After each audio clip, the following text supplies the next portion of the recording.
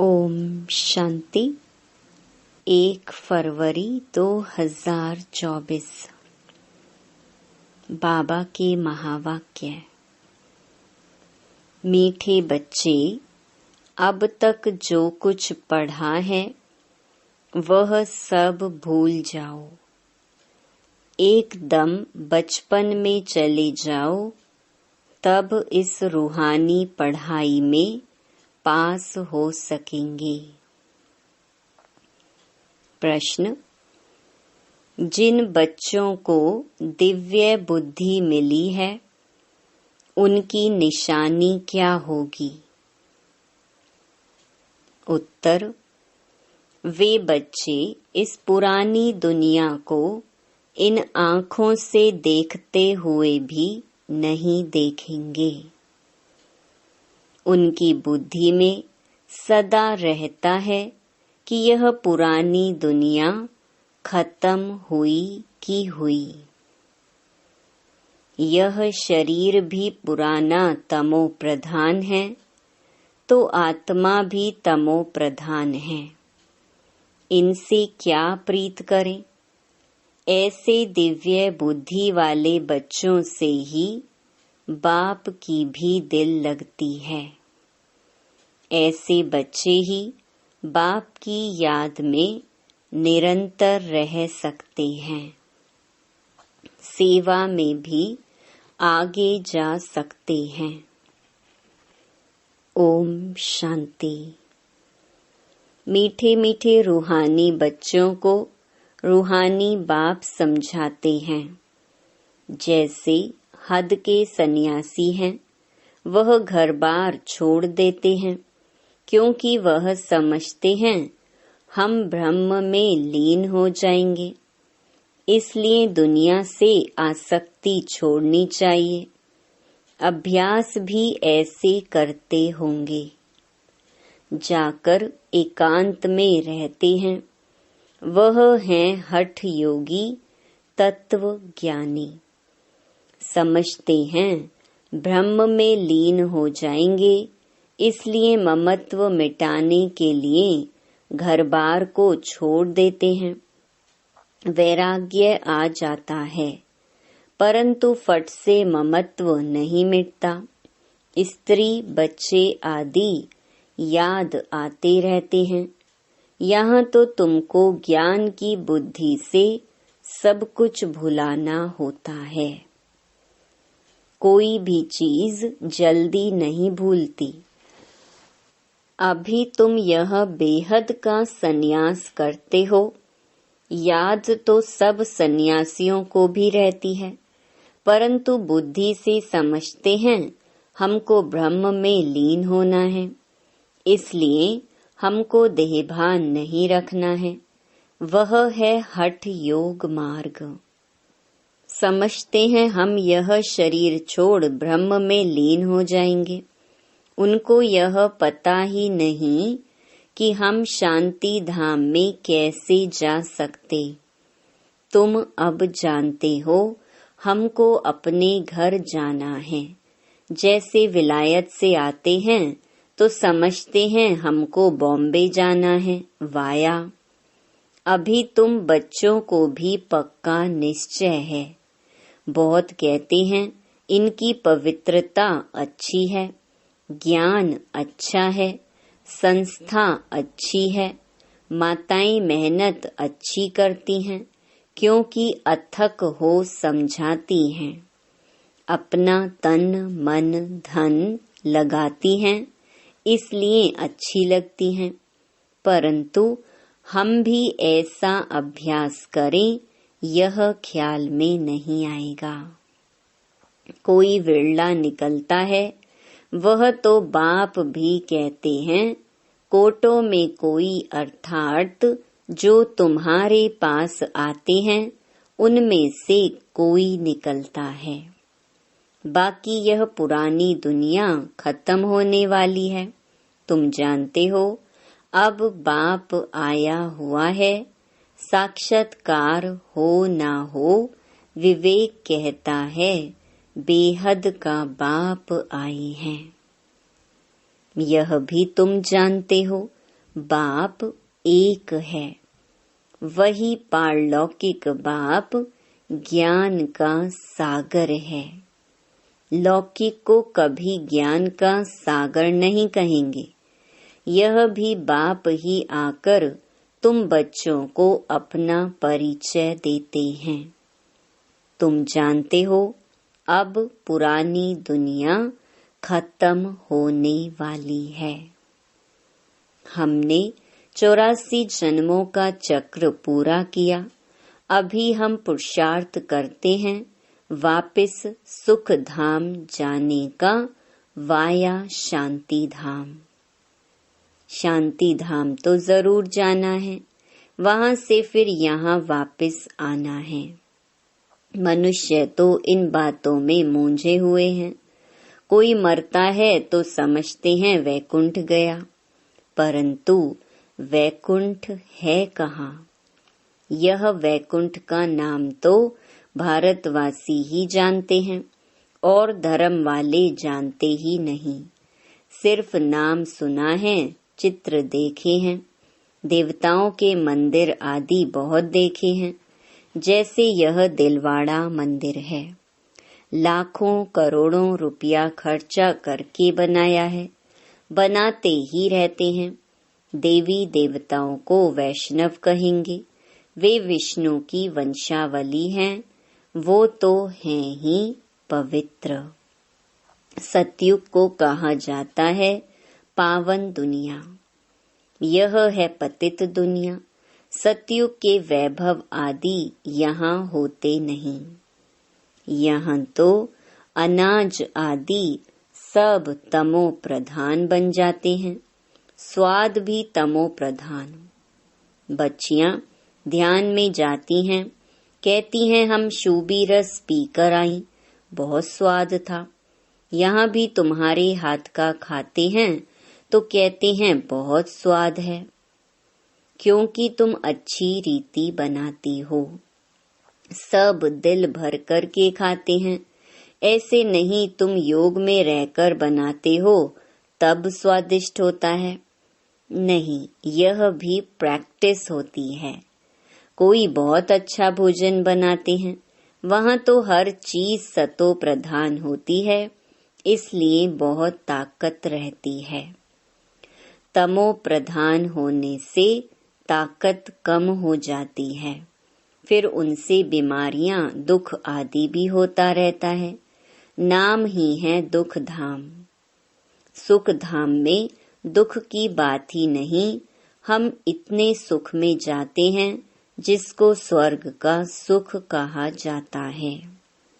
सिर्फ तुमको पवित्र बनना है, सो भी इस जन्म के लिए। पीछे का ख्याल मत करो, अभी तो तुम पवित्र बनो। पहले तो विचार करो कहते कौन है। बेहद के बाप का परिचय देना पड़े। बेहद के बाप से सुख का वर्षा मिलता है। लौकिक बाप भी पारलौकिक बाप को याद करते हैं, बुद्धि ऊपर चली जाती है। तुम बच्चे जो निश्चय बुद्धि पक्के हो, उन्हों के अंदर रहेगा कि इस दुनिया में हम बाकी थोड़े दिन हैं।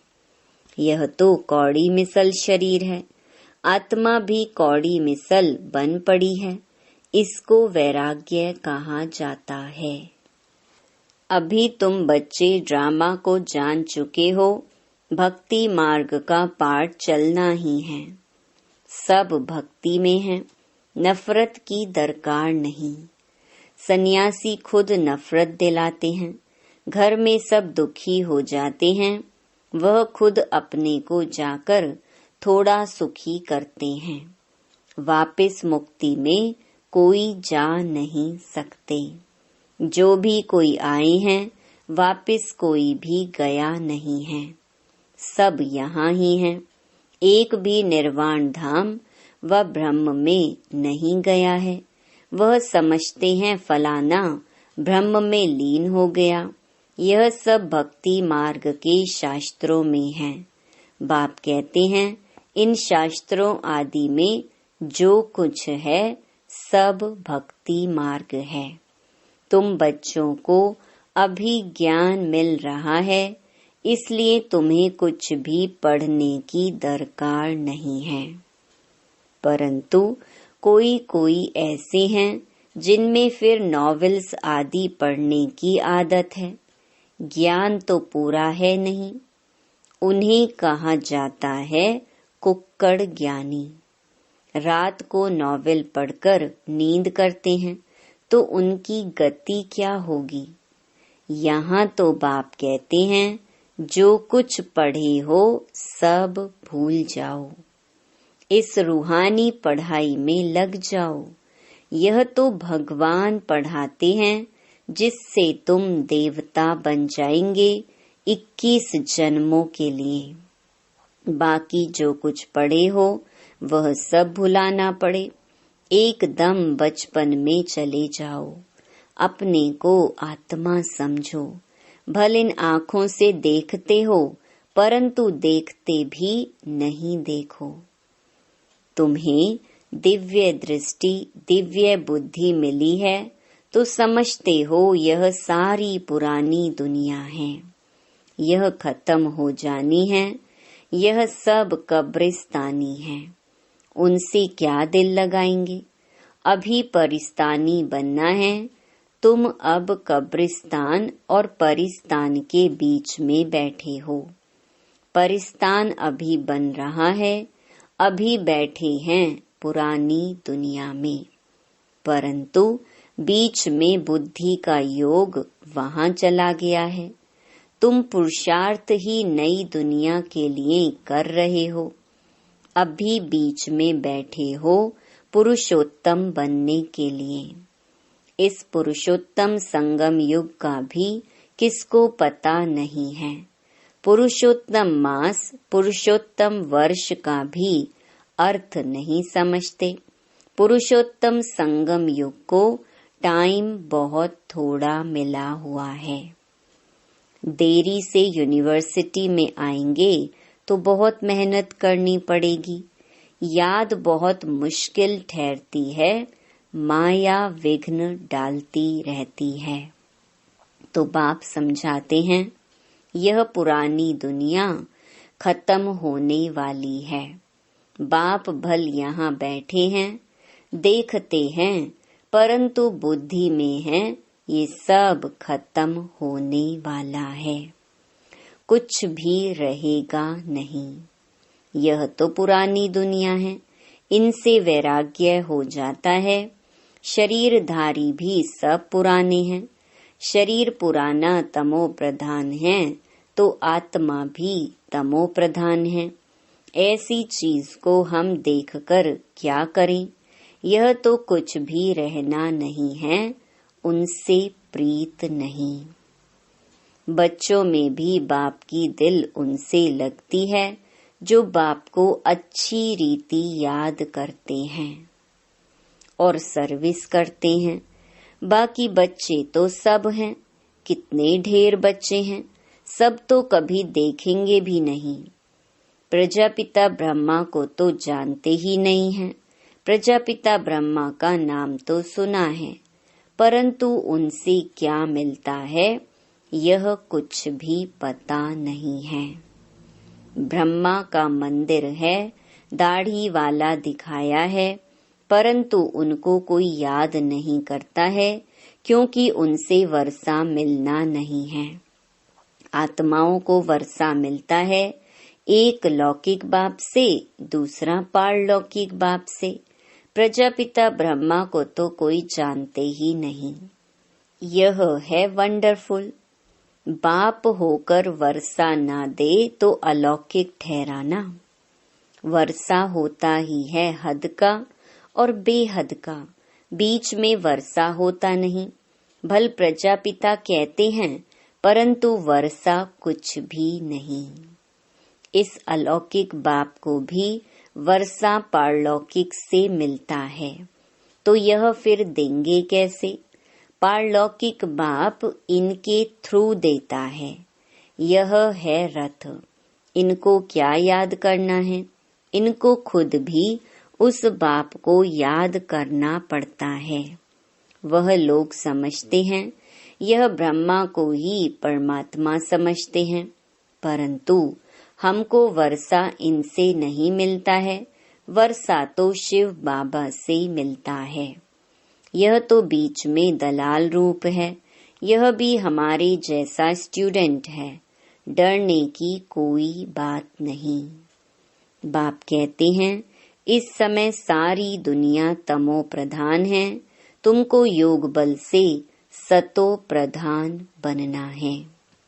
लौकिक बाप से हद का वर्षा मिलता है, तुमको अब बुद्धि लगानी है बेहद में। बाप कहते हैं, सिवाय बाप से और किससे भी कुछ मिलना नहीं है। फिर भल देवताएं क्यों न हो, इस समय तो सब तमो प्रधान है। लौकिक बाप से वर्षा तो मिलता ही है, बाकी इन लक्ष्मी नारायण से तुम क्या चाहते हो? वह लोग तो समझते हैं यह अमर हैं, कभी मरते नहीं हैं, तमो प्रधान बनते नहीं हैं। लेकिन तुम जानते हो, जो सतो प्रधान थे वही तमो प्रधान में आते हैं। श्री कृष्ण को लक्ष्मी नारायण से भी ऊंच समझते हैं, क्योंकि वे फिर भी शादी किए हुए हैं। श्री कृष्ण तो जन्म से ही पवित्र है, इसीलिए श्री कृष्ण की बहुत महिमा है। झूला भी श्री कृष्ण को झुलाते हैं, जयंती भी श्री कृष्ण की मनाते हैं, लक्ष्मी नारायण की क्यों नहीं मनाते हैं? ज्ञान न होने के कारण श्री कृष्ण को द्वापर में ले गए हैं। कहते हैं, गीता ज्ञान द्वापर युग में दिया है, कितना कठिन है किसको समझाना। कह देते हैं, ज्ञान तो परंपरा से चला आ रहा है, परंतु परंपरा भी कब से, यह कोई नहीं जानते। पूजा कब से शुरू हुई ये भी नहीं जानते हैं, इसलिए कह देते, रचता और सृष्टि के आदि मध्य अंत को नहीं जानते हैं। कल्प की आयु लाखों वर्ष कहने से परंपरा कह देते हैं, तिथि तारीख कुछ भी नहीं जानते। लक्ष्मी नारायण का भी जन्मदिन नहीं मनाते, इसको कहा जाता है अज्ञान अंधियारा।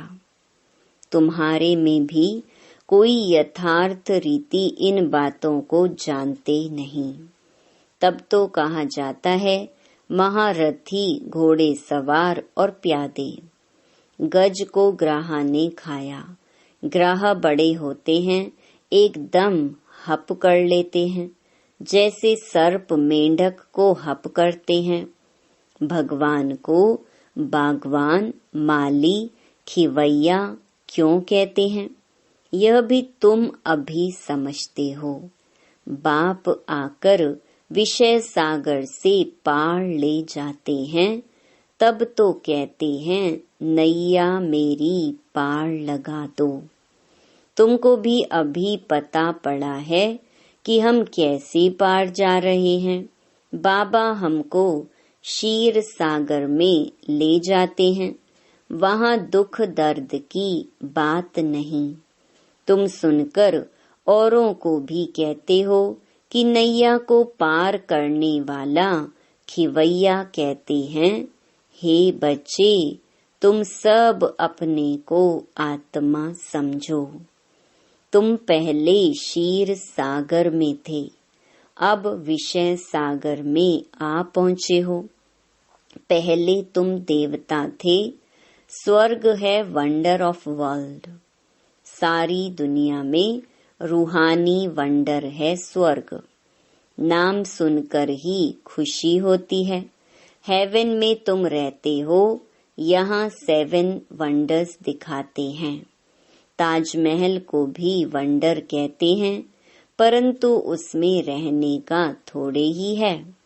तुम तो वंडर ऑफ वर्ल्ड का मालिक बनते हो।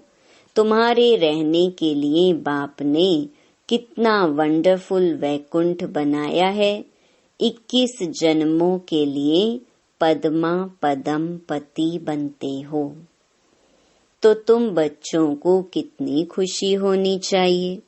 हम उस पार जा रहे हैं। अनेक बार तुम बच्चे स्वर्ग में गए होंगे। यह चक्र तुम लगाते ही रहते हो। पुरुषार्थ ऐसा करना चाहिए जो नई दुनिया में हम पहले पहले आए। पुराने मकान में जाने की दिल थोड़ी होती है। बाबा जोर देते हैं, पुरुषार्थ कर नई दुनिया में जाओ। बाबा हमें वंडर ऑफ वर्ल्ड का मालिक बनाते हैं, तो ऐसे बाप को हम क्यों नहीं याद करेंगे। बहुत मेहनत करनी है, इसको देखते भी नहीं देखो। बाप कहते हैं, भल मैं देखता हूँ, परंतु मेरे में ज्ञान है, मैं थोड़े रोज का मुसाफिर हूँ। वैसे तुम भी यहाँ पार्ट बजाने आए हो, इसलिए इससे ममत्व निकाल दो। अच्छा, मीठे मीठे सिकिलधे बच्चों प्रति माता पिता बाप दादा का याद प्यार और गुड मॉर्निंग। रूहानी बाप की रूहानी बच्चों को नमस्ते। धारणा के लिए मुख्य सार।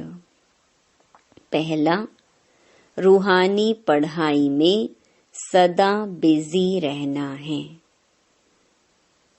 कभी भी नॉवेल्स आदि पढ़ने की गंदी आदत नहीं डालनी है। अब तक जो कुछ पढ़ा है उसे भूल बाप को याद करना है। दूसरा, इस पुरानी दुनिया में स्वयं को मेहमान समझकर रहना है। इससे प्रीत नहीं रखनी है, देखते भी नहीं देखना है। वरदान, हिम्मत और उमंग उत्साह के पंखों से उड़ती कला में उड़ने वाले तीव्र पुरुषार्थी भव। उड़ती कला के 2 पंख हैं, हिम्मत और उमंग उत्साह। किसी भी कार्य में सफलता प्राप्त करने के लिए हिम्मत और उमंग उत्साह बहुत जरूरी है।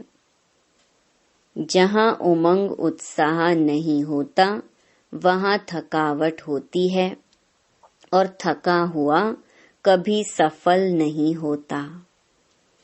वर्तमान समय के अनुसार उड़ती कला के सिवाय मंजिल पर पहुंच नहीं सकते, क्योंकि पुरुषार्थ 1 जन्म का और प्राप्ति 21 जन्म के लिए ही नहीं, सारे कल्प की है। तो जब समय की पहचान स्मृति में रहती है, तो पुरुषार्थ स्वतः तीव्र गति का हो जाता है।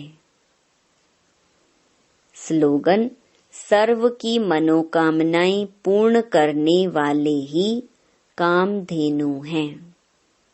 ओम शांति।